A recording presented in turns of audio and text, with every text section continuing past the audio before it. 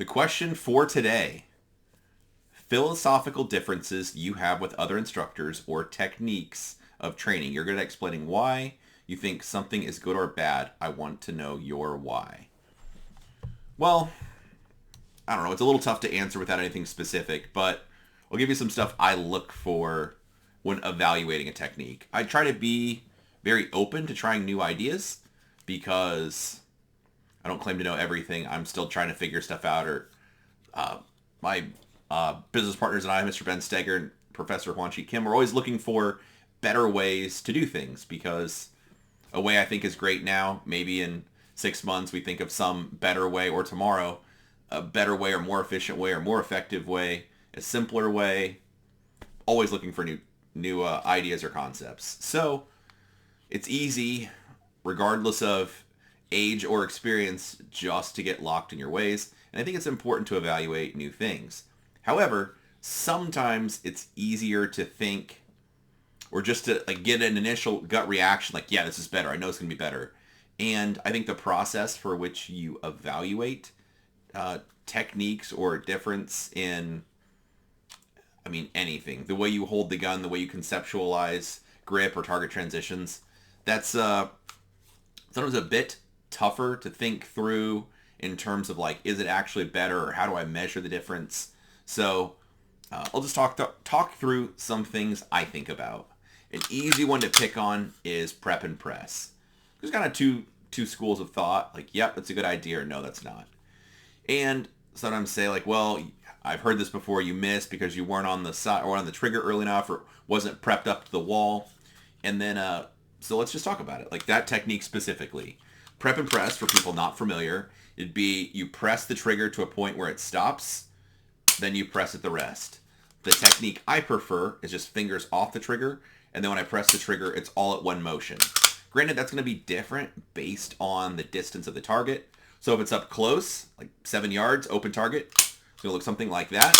If it's at 25 yards, it's probably going to look maybe something like that, or a bit more gradual. Either way, I'm rolling on the pressure. So I think it in terms of 1 pound, 2 pound, 3 pounds, 4 pounds, 5 pounds. At some point it goes off, as opposed to knowing where the wall is. So there's 3 pounds, then there's another 3, something along those lines. So just talking through that technique, and I've worked on it myself in training, there was 2 big issues I saw. One, people prep up to the wall, do more aiming, and then when they want to press the trigger, they go now. That's a very common thing, because just gradually applying pressure, it's easier to release the shot without having the now moment, as opposed to pulling back partway, doing some aiming like, yep, now's the time. The other thing I noticed is just the time difference. If a target's at 50 yards, I don't really care how you press the trigger. It's not as big of a deal. But up close, let's say it's 15-yard shooting. If I want to prep, whether the gun's recoiling or whatever, if the gun's forward in battery and I press the trigger halfway, pause for even a tenth of a second, then pull the trigger more, just a tenth is going to add so much time over every shot you fire. And most people just don't do that. Because it adds too much time. At a very lower or beginner level shooter, you can get better results doing that. But that's also a technique that long term I would not advocate, because you're going to outgrow it at some point as you get better, and you're not going to want to do it anymore. Then you'll have a habit developed for something you don't like, and you're going to have to change it. Same thing with the draw. The index is a good one to talk about. There are a bunch of different thoughts, buzzwords, signature draws that people have, or ways to find the sights. Whether it's elevator, escalator, fishing, bowling. The way I think about it is just, I draw the gun, put it on the target, instead I put it back in the holster. That's the most effective path to do this. And I'm just going to need to develop an index. There is no shortcut where I can look at the spot, have the sight show up exactly where I'm looking, and be completely uneventful. However, I could do different techniques. I could draw the gun and do elevator, escalator, I don't even know what this is, where I extend the gun out and then start to bring it up. The problem very commonly is when the sight starts to get up, somebody will look down to find the sight and then ride it the rest of the way up in the target. That's a no-no, because it's going to be really tough if I want to shoot a specific spot and I look down. Then it's going to be easy to swing past that, need to make a correction, because You're looking at where your headlights are pointed, not the road where you want to drive. The other technique, I think the school of thought has backed off due to some mockery, but the other technique was pointing the gun up really high and then dropping it back down as a way to find the sight. So the dot would drop in from 12, and if you do this was an easy way, I think mainly drawing from appendix, that you could find the sight. So you just keep looking, and then you wait for it to drop into your vision, and maybe you start staring at that along the way too. That would be an easy way to get someone that's not familiar with shooting a red dot up to speed very quickly, even in a 1 or a 2 day class. The problem with that is, after some training, let's say 6 months of training, in my opinion, you quickly outgrow that and it becomes an issue that now you need to unlearn.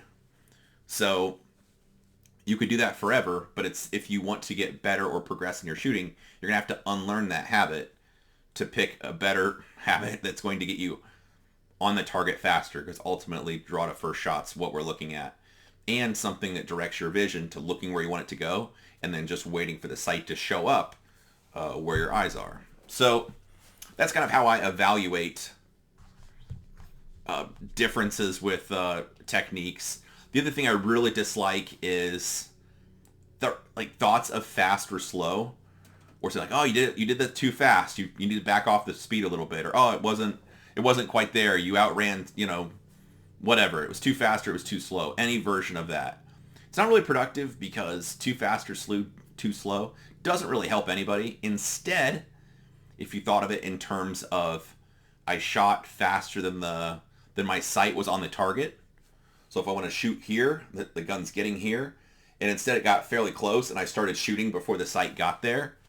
I didn't wait for the sight to get to where I'm looking. Maybe I shot a really aggressive pair and I needed to see the sight for both shots due to wanting to shoot with high accountability, and I didn't see my sight for the second shot. Maybe I didn't see the sight at all. Just bringing the gun up in front of the eye line and blasting. Maybe like walking around or wall hacking targets, it would be productive or a good idea to have the sight up where I'm target focused, hunting for targets, and my gun's already up in my eye line, so I'm ready to shoot once I see the target. Instead, looking up, having the gun down, then swinging it up in front of my eyes, that's not going to be the results I want. So I'm always just evaluating techniques, philosophies. Like I said, in terms of fast or slow, it doesn't really cut it for me. Instead, it'd be what needs to change. So same thing with aiming. I don't have to aim very hard, or that target I have to aim really hard. It doesn't help anybody. What does that even mean? It's going to be different something to everyone. So it'd be, hey, I need to see just the post of my front sight through the rear notch, good to send it. Just the color of my front sight, good to send it. But thinking of it like, you didn't see your sights. Well, like, what part of my sights do I have to see? Or I didn't see my sights enough is another thing that kind of commonly gets said. It's like, well, what does seeing my sights enough mean? Because that's going to change based on perception, the way I understand it, the way somebody else says it. So for me, I like really actionable things, so there's no doubt about what we're talking about.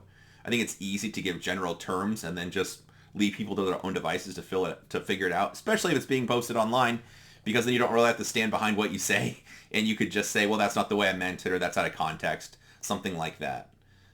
Also, in terms of draw, I think people get to be, going back to that, too clever, trying to have like buzzwords or techniques, even to like what you see with the sight. Oh, I'm gonna cut the target in half with the top of my gun, or I'm gonna look at the back plate. That's a common one I heard recently that a bunch of people forwarded me this video. So like using the back plate to center on the target, I wouldn't want to do that, because if some amount of my focus is on the back of the slide, that's not going to be really helpful when I need to look at where bullets go. Using the top of my optic isn't really super helpful. It's like I could cut the target in half with the top of my optic, but maybe this is cutting the target in half. Maybe these both are. I would actually want to see the color of the sight, because that's what I'm going to use to shoot with, and just shooting with, depending on the distance, but anything outside of 3 yards probably, or 5 yards for most people, just shooting with the outline of the gun or the top of the gun is probably not the best business to be in, either if you're shooting for like your job or competition shooting. So for me personally, I like it as simple as possible, and I want it to be actionable, where there's no doubt about what I'm talking about or what you are doing. So it's I didn't see this, I saw this, I didn't wait for this to happen, or maybe you let this happen too long, such as your sights. So over aiming, hey, I want you to fire as soon as you see the sight. Instead, see the sight come up to your eye line, you bounce your vision back and forth a bit, or stare at it, make sure it looks perfect before you shoot. So the feedback is, as soon as you see the color of your sight, shoot. As opposed to, I want you to shoot that first shot faster. Because that doesn't really help anybody. So anyway, that's kind of my thoughts on just training and teaching.